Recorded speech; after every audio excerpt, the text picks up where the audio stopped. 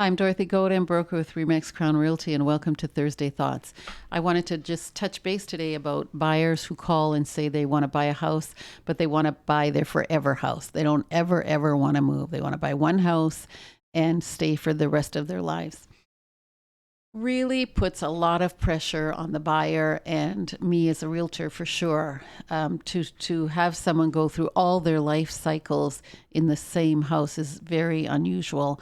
I've been very fortunate in that we bought a bungalow, we raised our 3 kids, and it's big enough and small enough that, we could age in this house very well and stay for a long time. But that's not always the case. So when I have clients who call and say, I want my forever home, we kind of have a conversation and we talk about expectations, because if you're talking about forever, that's a lot of life cycle changes that can happen, and your needs change through the years.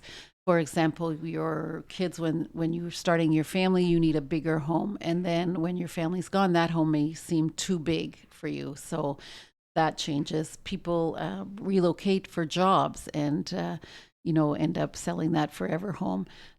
Things happen. People get divorced, widowed, neighborhoods change. You can see that, a neighborhood that was once thriving changes and maybe it's not as appealing as it used to be.